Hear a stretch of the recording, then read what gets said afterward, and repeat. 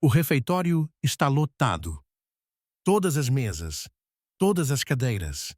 Uma jovem de muletas está parada na porta, respirando como se tivesse acabado de correr uma maratona. Sua perna protética brilha fracamente sob a luz fluorescente. Sua mão treme ao redor da empunhadura de borracha. Ela veste uma jaqueta azul desbotada e seus olhos estão vermelhos, não de tanto chorar, mas por algo mais profundo. Algo que a faz parecer que não dorme há semanas. Você conhece esse olhar. É o olhar de alguém que está completamente sozinho em uma sala cheia de gente. Ela avança mancando, com cuidado e método, observando cada mesa, cada canto. Seu maxilar está cerrado. Há desespero em seus movimentos, como se estivesse procurando por algo cuja existência já não lhe se parece certa. E então o olhar dela recai sobre ele. Um homem negro alto está sentado em uma mesa de canto com uma menina de 6 anos. Ele veste um suéter azul marinho surrado. Seu café permanece intocado à sua frente, enquanto ele observa a filha colorir um guardanapo com total concentração. Uma concentração que sugere que ela faz exatamente isso há muito tempo. A jovem hesita. Ela não toma a iniciativa de abordá-lo. Seu nome era Keisha Monroe e ela tinha 24 anos. Ela havia perdido a perna esquerda 2 anos antes em um acidente de carro na Interestadual 90. Um motorista bêbado, às 3 da manhã, seu carro ficou preso em uma barreira de concreto como se fosse um pedaço de papel. Ela passou 5 meses em reabilitação, aprendendo a andar novamente, aprendendo a viver novamente, aprendendo a respirar sem sentir como se seus pulmões estivessem colapsando. Eu já tinha experimentado outras 3 mesas. O primeiro casal, um homem e uma mulher de mãos dadas do outro lado da mesa, olhou para ela e desviou o olhar. A mulher balançou a cabeça negativamente antes mesmo que Keisha pudesse falar. A rejeição doeu como ácido. A segunda mesa, um grupo de jovens profissionais com laptops e pastas de aparência importante, nem sequer levantou os olhos. Na terceira mesa, um senhor idoso, sozinho, disse que estava esperando alguém, e ela podia ver a mentira estampada em seu rosto. Mas o homem na mesa da esquina era diferente. Ela podia sentir isso mesmo antes de começar a se mover em direção a ele.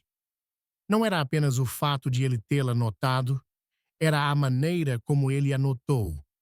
Seus olhos se desviaram lenta e deliberadamente do desenho que sua filha fizera no guardanapo, e quando encontraram os dela, não havia pena, nem repulsa, nem desconforto. Havia apenas reconhecimento. Como se ele entendesse algo sem precisar que lhe dissessem. Seu nome era Marcus Webb, e ele vinha a este café todos os sábados de manhã. Havia 3 anos com sua filha, Ava. 3 anos na mesma mesa de canto. O mesmo café preto. O mesmo ritual. Marcus estava divorciado havia 4 anos. Sua ex-esposa, Diana, ansiava por uma vida diferente. Uma vida sem raízes, sem rotina, sem um homem como ele. Ela era fotógrafa e queria perseguir a luz através dos continentes. Ele, professor de inglês do ensino médio, queria construir algo estável. Eles tentaram por 7 anos fazer o relacionamento dar certo. Falharam silenciosamente, sem raiva, o que de alguma forma só piorou as coisas. Ava nasceu bem no meio dessa ruptura, o que significa que ela nunca realmente conheceu seus pais por completo. Ela só conhecia Marcos, aquele que aparecia, aquele que ficava, aquele que tornava o café da manhã de sábado sagrado. Keisha começou a caminhar em direção à sua mesa. Marcos a viu chegar. Viu também a perna dela, ou melhor, o que ela não tinha. Viu o leve manquejar que denunciava 1000 pequenas feridas. Não apenas a amputação, mas a jornada subsequente. Viu a coragem necessária para atravessar uma sala cheia de estranhos. E ele fez algo que teria repercussões na vida de ambos, como uma pedra atirada em águas calmas. Ele se levantou, sem pressa, sem drama, apenas devagar, deliberadamente, com a serena dignidade de quem toma uma decisão importante. Ele puxou a cadeira vazia e apontou para ela. "Por favor", disse ela. Sua voz era profunda e suave. "Sente-se." Keisha parou abruptamente. Não, não quero interromper." "Você não está me interrompendo", disse Marcos. Ele já estava indo procurar uma cadeira para ela, entendendo de alguma forma que um assento vazio talvez não fosse suficiente para fazê-la se sentir verdadeiramente à vontade. "Você vai se juntar a nós." Ava ergueu os olhos do guardanapo. Seus olhinhos de 6 anos estavam cheios de curiosidade inocente. "Papai, quem é?" "Um amigo", disse Marcus simplesmente. Ele olhou para Keisha com uma ternura que fez um nó se formar em sua garganta. "Sou Marcus. Esta é minha filha, Ava. Qual é o seu nome?" "Keisha", ela sussurrou. E então, porque algo em sua presença serena a encorajou. "Obrigada. Obrigada por entender." Marcos sorriu, e era um sorriso genuíno, não forçado ou de pena. "O que há de errado com você hoje?" perguntou, recostando-se na cadeira como se esse tivesse sido o plano desde o início. Keisha sentou-se devagar, com cuidado, enquanto sua perna protética se ajustava ao dobrar o joelho. Ela estava apavorada com a possibilidade de a cadeira estar na altura errada, de tombar, de provar que ela era tão debilitada quanto se sentia. Mas foi perfeito. "É meu aniversário", disse ele baixinho. "Eu queria voltar aqui. Antes de tudo acontecer, antes do acidente, eu costumava vir aqui todo sábado com a minha família. Minha mãe, meu pai, meu irmãozinho. Era, era o nosso lugar." Os olhos de Ava se arregalaram. "Seu aniversário?" "Sim", disse Keisha. Ava se virou imediatamente para Marcos. "Papai, temos que cantar. Todo mundo merece uma música de aniversário." O peito de Marcos apertou. Ele olhou para Keisha, o jeito como ela já tremia, como lutava para conter as lágrimas, e soube que sua filha tinha razão. Então ele se levantou. Ali mesmo, naquele café lotado, enquanto as pessoas nas mesas ao redor se viravam para olhá-lo, Marcus Webb começou a cantar. Sua voz era mais grave que a da maioria dos homens, quente como mogno e uísque. Não era perfeita, mas era sincera. "Parabéns para você, parabéns para você." Ava juntou-se a ela, sua voz aguda e ligeiramente desafinada irradiando certeza. E então, sem qualquer coordenação, sem qualquer plano, as pessoas nas mesas próximas começaram a cantar também. Um casal, uma senhora idosa, um barista limpando a máquina de café expresso, até que todo o canto do café estava cantando para um estranho com uma perna só e o coração partido. Quando a música terminou, Keisha estava chorando abertamente. "Ninguém", disse ela entre soluços, "ninguém cantou para mim assim desde... nem me lembro quando." Marcos entregou-lhe para um guardanapo. Ava aproximou-se e pegou na mão dele. O gesto simples e direto de uma menina que entendia o sofrimento sem precisar de detalhes. "Isso está prestes a mudar", disse Marcos em voz baixa, "porque agora nós te conhecemos. E isso significa que nós te celebramos." Ela encomendou um bolo. Enquanto esperavam, Keisha contou-lhes sobre o acidente, sobre sua família, seu pai, um mestre de obras, sua mãe, uma enfermeira, seu irmão de 17 anos, cheio de sonhos, de se tornar engenheiro, sobre como um motorista bêbado ultrapassou o carro de Keisha em alta velocidade e bateu em um restaurante onde sua família a esperava naquela noite, sobre como ela estava atrasada, sobre como esse atraso salvou sua vida e matou 3 pessoas que ela amava mais do que tudo. Passei 2 meses no hospital, disse Keisha, passando os dedos pela condensação em seu copo d'água. Quando saí, tudo estava diferente. Tudo estava errado. Meu apartamento estava silencioso demais. O trabalho parecia sem sentido. Eu não conseguia olhar para minha prótese sem querer gritar. Mas você prosseguiu, disse Marcos. Não era uma pergunta. Eu não tinha escolha, respondeu Keisha. Eu não podia me dar ao luxo de desmoronar. As contas médicas eram astronômicas. Eu tinha que trabalhar. Eu tinha que sobreviver. Ava apertou a mão dele com mais força. O bolo chegou, pequeno, de chocolate, com uma única vela. Marcos a acendeu. E ali mesmo, no meio daquela manhã de sábado comum, algo mudou dentro de Keisha. Algo que estivera trancado por 2 anos começou a se abrir. Ela fez um pedido e apagou a vela, e quando abriu os olhos, Marcos e Ava a olhavam como se ela fosse a pessoa mais importante de todo o café. Eles passaram a tarde juntos. Marcos dirigia. Keisha estava sentada no banco do passageiro, com a perna protética estendida, observando as ruas de Chicago passarem. Ava conversava no banco de trás sobre a escola, sobre sua professora, sobre um hamster chamado Whiskers que havia escapado durante uma aula de ciências. Eles foram ao Millennium Park. Marcus carregava uma manta. Ava correu à frente, com as pernas saltitando de alegria. Keisha caminhava com cuidado pela grama, com as muletas firmemente apoiadas no chão, e quando finalmente se sentou, Marcus sentou-se ao lado dela. Eles conversaram durante horas sobre sua carreira em web design, um emprego que ela conseguiu manter porque podia trabalhar de casa, sentada, apesar da dor. Sobre seu trabalho como professora, a frustração de tentar fazer Shakespeare importar para adolescentes que tinham o TikTok para suas histórias.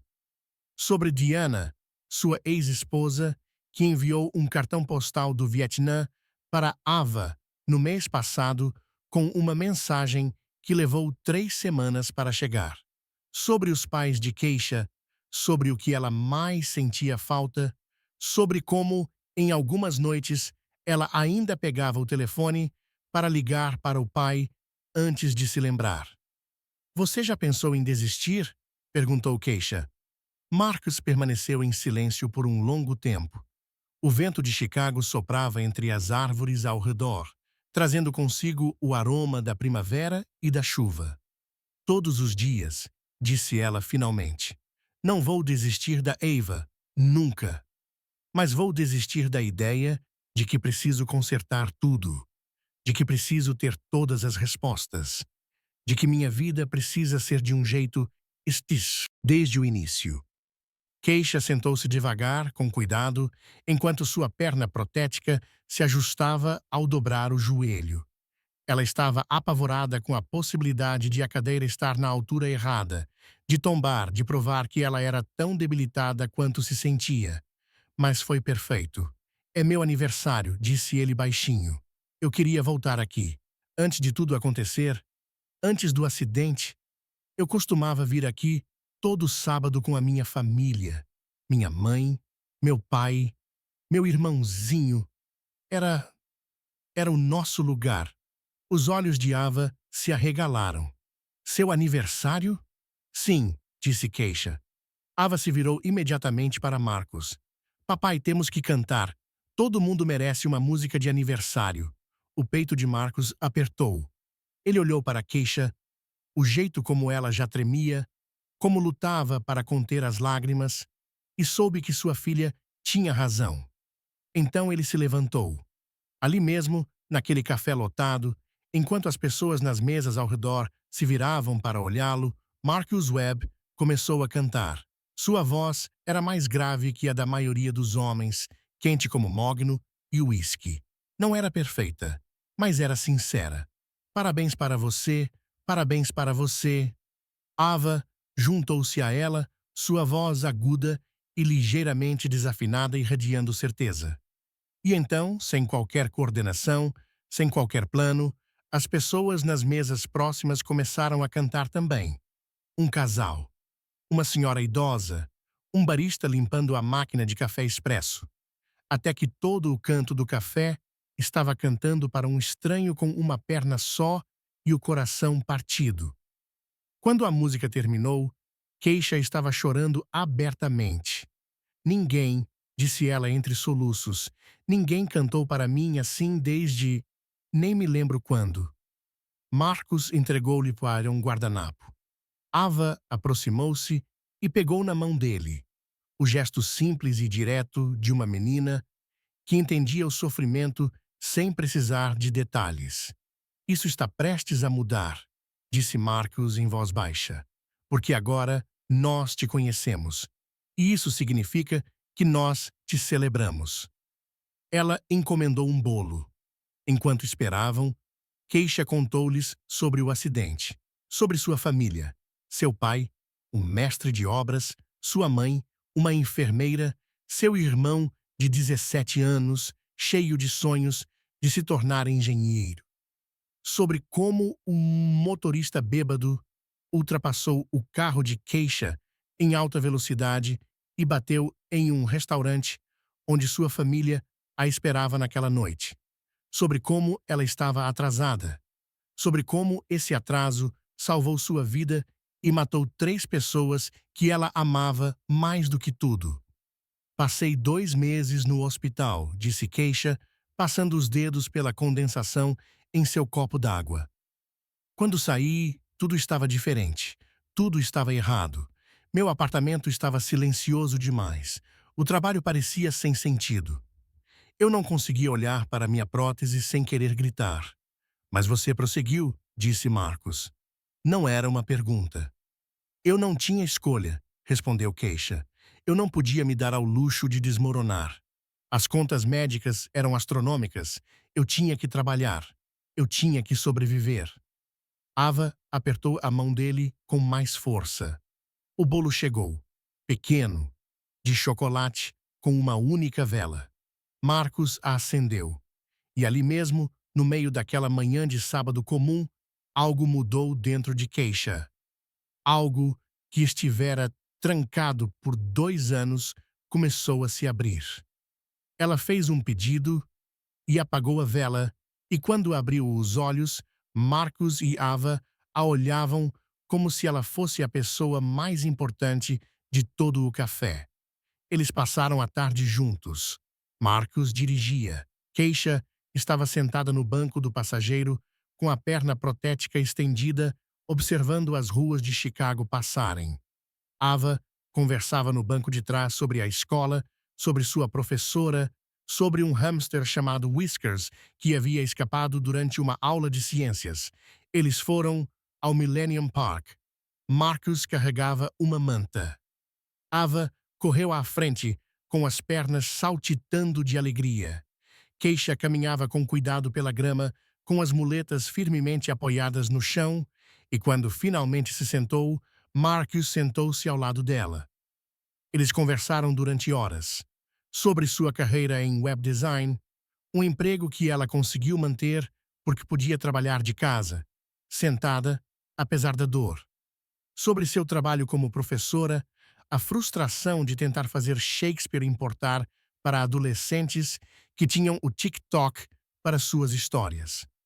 Sobre Diana, sua ex-esposa, que enviou um cartão postal do Vietnã para Ava no mês passado com uma mensagem que levou 3 semanas para chegar.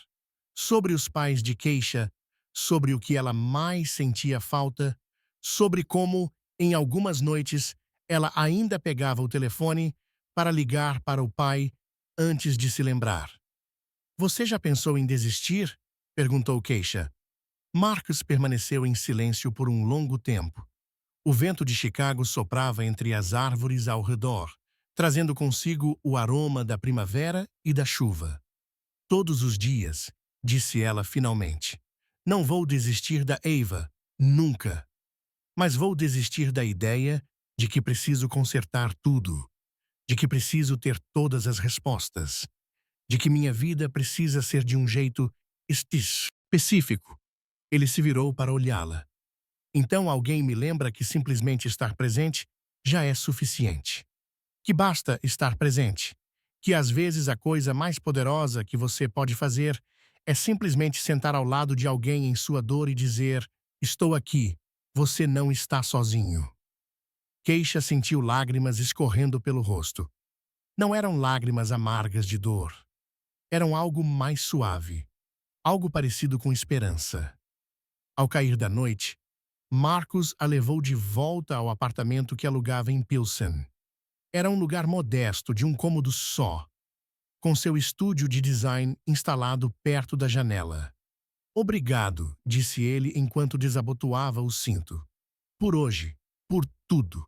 Você volta no próximo sábado? Perguntou Marcus. Ao café? Keisha hesitou. Não quero incomodar. Você não vai parar, disse Marcus com firmeza. Ava não para de falar de você. E eu também não. Então Keisha voltou no sábado seguinte. E no sábado depois desse. Ela passou a fazer parte do ritual deles. Ela descobriu que Marcus sempre pedia seu café preto, sem açúcar, exatamente às 9h47. Que Ava tinha um pedido específico para o chantilly. Que eles vinham faça chuva ou faça sol, usando casacos grossos de inverno e jaquetas leves de primavera, porque a manhã de sábado era sagrada e nada perturbava sua santidade. Com o passar das semanas e dos meses, Keisha se entrelaçou em suas vidas como um fio que sempre estivera destinado a fazer parte da trama. Ele ensinou Ava a desenhar. Marcus a ajudou a reformular seu site. Eles foram ao cinema, foram a museus, tornaram-se uma unidade, não uma família tradicional, mas algo real, algo completo. No verão, Keisha já não se via mais como uma mulher de uma perna só, que havia sobrevivido a uma tragédia. Ela se considerava alguém que havia sido salva por um homem e sua filha em uma manhã de sábado comum. Aconteceu numa terça-feira de julho. Marcus estava corrigindo provas na mesa da cozinha quando o telefone tocou. O nome de Diana apareceu na tela, sua ex-esposa, a mulher com quem ele não falava há meses. Marcus, disse ele sem rodeios, vou voltar para Chicago. Sua mão parou sobre uma redação de um aluno sobre o Grande Gatsby. Consegui um emprego, continuou Diana, diretora de fotografia de uma grande publicação aqui. É perfeito. É tudo o que eu estava procurando. E Marcus, eu quero ser uma mãe de verdade para a Ava. Não apenas visitá-la a cada 2 fins de semana. Eu realmente quero. Ela sentiu um aperto no estômago. Isso é bom para ela. Ela ficará feliz. Há algo mais, disse Diana. Sua voz suavizou. Tenho feito terapia. Percebi que talvez tenha desistido muito facilmente. Talvez, se eu tivesse sido mais paciente, se não tivesse sido tão obcecada com a minha carreira, Diana. Escute, ela interrompeu gentilmente. Não estou dizendo que devemos apressar as coisas. Mas talvez, agora que estarei aqui, agora que me entendo melhor, talvez possamos tentar, por Ava, por nós. Marcus não disse nada. O silêncio estendeu-se entre eles como uma ponte que ele de repente teve que decidir se atravessaria ou não. Naquela noite, depois de colocar Ava na cama, Marcus sentou-se no sofá e tentou organizar seus sentimentos. Diana tinha razão ao dizer que Ava precisava da mãe. Diana tinha razão ao dizer que ter os pais na mesma cidade seria bom para ela. Mas Diana estava enganada quanto a ele. Ele não a queria de volta. Ele havia passado 4 anos se reconstruindo para se tornar alguém com quem ela pudesse conviver, e essa pessoa não cabia mais em Diana. Seus pensamentos sempre voltavam para a queixa. O jeito como ele ria agora. Ria de verdade, não com aquele riso cauteloso e reservado de quem está se protegendo. O jeito como ele olhava para Ava, como se ela fosse a coisa mais preciosa do mundo. O jeito como ela, aos poucos, com tanto cuidado, se tornou essencial em suas vidas. Mas como ele poderia pedir que ela ficasse enquanto ainda estava envolvido na possibilidade de seu retorno com a ex-esposa? No sábado seguinte, Keisha chegou ao café e imediatamente percebeu que algo estava errado. Marcus estava quieto, distante. Ele sorriu quando ela se sentou, mas o sorriso não chegou aos seus olhos. "O que foi?" perguntou ela, tentando superar o desconforto. Então, ele contou para ela sobre Diana, sobre a oferta de emprego, sobre a possibilidade de tentar novamente, sobre tudo, exceto o mais importante, que ela não queria tentar novamente, que havia deixado de querer no dia em que Keisha a convidou para dividir a mesa. Keisha ouviu em silêncio. Quando terminou, pediu licença e foi ao banheiro, mas só voltou 15 minutos depois. Ao retornar, seus olhos estavam vermelhos, mas seu rosto estava sereno. "É maravilhoso", disse ela suavemente. "Para Ava, ela merece os 2 pais." "Keisha, acho que preciso de um tempo", continuou Keisha, com a voz firme, mas hesitante. "Vou te dar espaço para resolver isso. Não quero complicar as coisas." E então ele se tornou um fantasma. Ela parou de responder mensagens.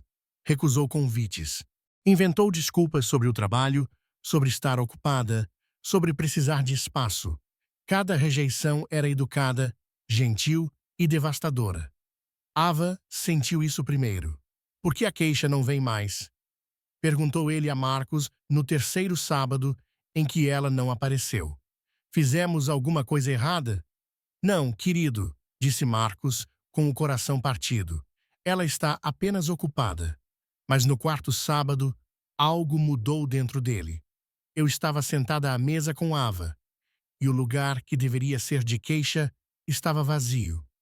O chantilly no chocolate quente de Ava estava perfeito, mas não havia ninguém ali para comemorar.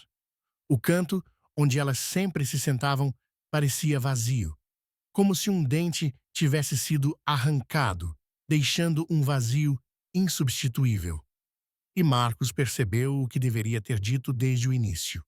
Ele deixou Ava com a vizinha e dirigiu até o apartamento de Keisha. Keisha abriu a porta com a aparência de quem não dormia há dias. "O que você está fazendo aqui?" perguntou ele, com a voz embargada na segunda palavra. "Você foi embora", disse Marcos. Ele não estava mais interessado em ser gentil. Ele queria ser honesto. "Você achou que eu tentaria de novo com a Diana. Você achou que estava me atrapalhando. E em vez de me deixar te contar a verdade, você simplesmente foi embora." Os olhos de Keisha se encheram de lágrimas. "É claro que eu fui embora. Sua filha estava rezando para que seus pais voltassem a ser uma família. Como eu poderia impedir isso?" "Porque", disse Marcos, entrando no apartamento e fechando a porta atrás de si, "eu não quero Diana. Eu quero você." Keisha ficou paralisada. "Já faz muito tempo que não quero a Diana", continuou Marcos. Sua voz estava rouca de emoção. "Eu quero você. Eu te amo. Estou apaixonado por você desde o dia em que você me convidou para compartilhar a nossa mesa. E passei meses tentando ignorar isso porque estava com medo, confuso e preocupado com a Eva." Ele se aproximou. "Mas percebi algo enquanto você estava fora. Algo importante." Minha filha precisa de muitas coisas. Ela precisa que ambos os pais estejam presentes em sua vida. Ela precisa de estabilidade, amor e consistência. Mas sabe do que mais ela precisa?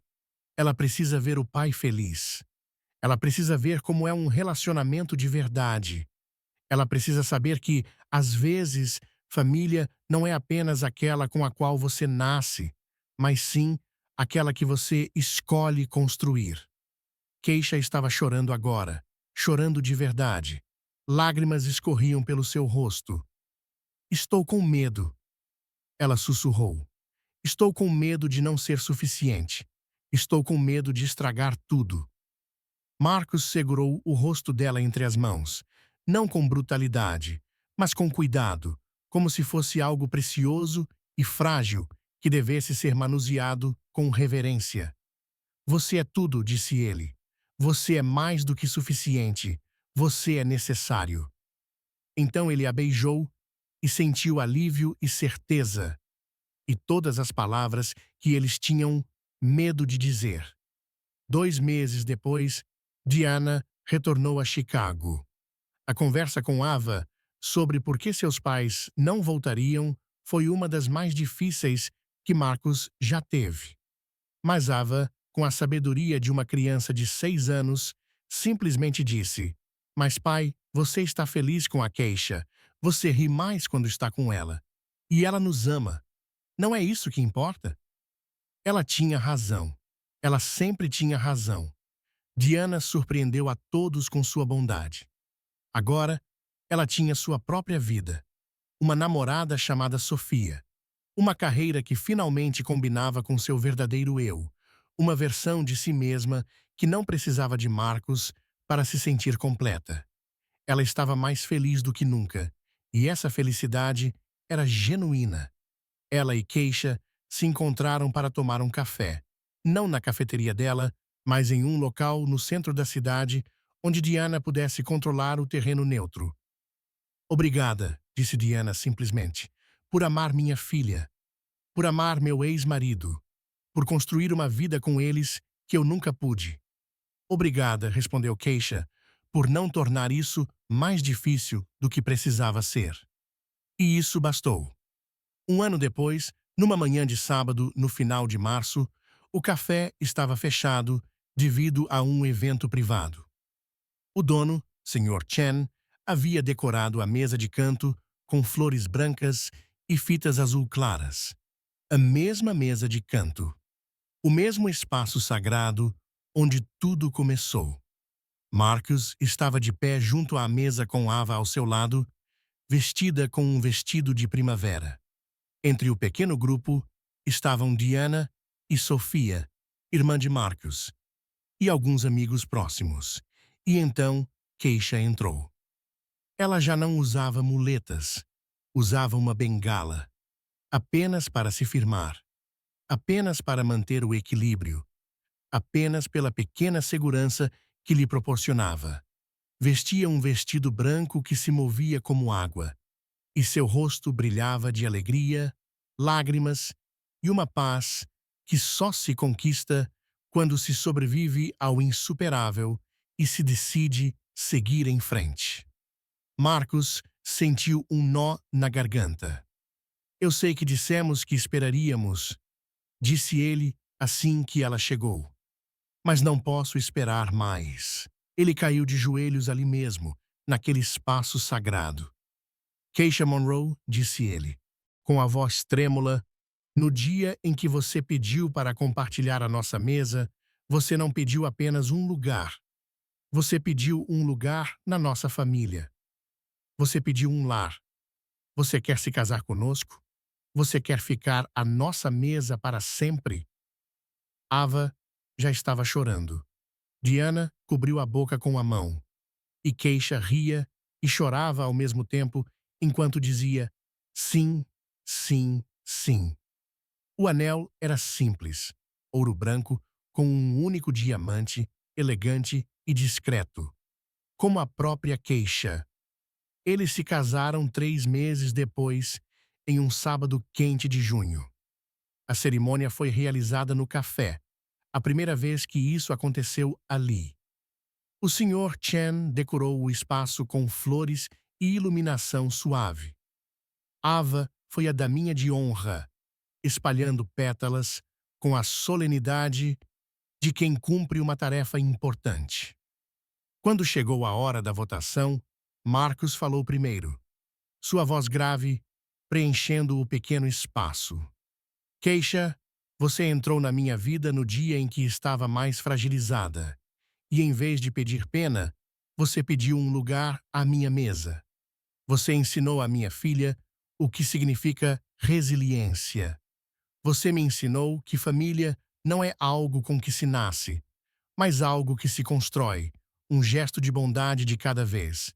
Prometo sempre guardar um lugar para você. Prometo celebrar você todos os dias pelo resto da sua vida. Prometo amar você do jeito que você merece, completamente, incondicionalmente, sem pedir desculpas. As mãos de Keisha tremiam enquanto ela segurava as dele. Marcos, eu fui àquele café em busca de fantasmas, em busca de uma forma de me sentir perto das pessoas que perdi, e em vez disso, encontrei um futuro. Você não apenas me deixou sentar à sua mesa, você abriu espaço para mim em sua vida, em seu coração, em sua família. Você me ensinou que dor e alegria podem coexistir, que estar quebrado não te torna inútil, que às vezes os melhores presentes vêm embrulhados nos momentos mais simples. Ela respirou fundo, sem desviar o olhar do dele. Prometo amar você e Ava com todo o meu coração. Prometo honrar a família que me acolheu. Prometo nunca me esquecer de que posso estar aqui, de que posso pertencer a este lugar, de que posso chamar este lugar de lar. Eles se beijaram, enquanto a pequena multidão irrompia em aplausos. E mais tarde, quando cortaram o bolo de chocolate com creme de baunilha, o mesmo bolo que havia marcado seu aniversário, sua chegada, seu começo, Keisha fechou os olhos e fez um pedido. Só me veio uma palavra à mente: gratidão. A vida deles juntos não era perfeita. Havia dias difíceis.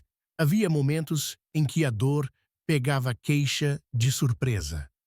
Uma música no rádio, um homem que se parecia com seu pai, um marco que deveria ter incluído seu irmão. Havia momentos em que Marcos lutava com a logística da criação compartilhada dos filhos com Diana, com a construção de uma nova estrutura familiar que respeitasse as necessidades de todos. Mas eles tinham um ao outro. E eles tinham aquela mesa no café. Todos os sábados, sem falta, Marcos, Keisha e Ava sentavam-se à mesa de canto perto da janela. O ritual os unia como um feitiço, um lembrete semanal de que eram família, de que pertenciam uns aos outros, de que algumas sementes plantadas com bondade podem crescer e se tornar florestas. Anos mais tarde, quando Ava era mais velha, ela contava a história de seu pai e de Keisha para qualquer um que quisesse ouvir. Ela falava da mulher de uma perna só que mudou suas vidas. Falava da coragem silenciosa de seu pai. Falava de como, às vezes, quando você escolhe enxergar a dor de alguém, quando prefere a bondade à conveniência, quando decide deixar um lugar vazio à mesa caso alguém precise, às vezes esse simples ato transforma o curso de inúmeras vidas. As pessoas sempre me perguntam se meus pais voltaram a ficar juntos, disse Ava, e a resposta é não. Mas algo melhor aconteceu. Meu pai encontrou alguém que o amava completamente. A ex-esposa do meu pai se encontrou, e eu não só ganhei uma madrasta, mas alguém que entendia o que significava sobreviver, reconstruir, escolher a alegria, mesmo quando ela parecia impossível. Então ela fazia uma pausa e sorria como alguém que guarda um segredo. E tudo começou porque meu pai teve a sabedoria de deixar um assento vazio, de ver alguém em dificuldades e dizer sim em vez de não. de reconhecer que família não se resume a laços de sangue, documentos ou estruturas tradicionais. Família é estar presente, sempre, para aqueles que você escolheu amar. O Sawada Café tornou-se uma lenda do bairro. Casais vinham especificamente para se sentar na mesa da esquina, na esperança de vivenciar sua magia. Famílias pediam o lugar perto da janela para seus jantares de sexta-feira à noite. O proprietário, discretamente, pendurou uma pequena placa ali que dizia Mesa 7, onde as famílias se formam. E todos os sábados de manhã, sem exceção, 3 pessoas se sentavam ali.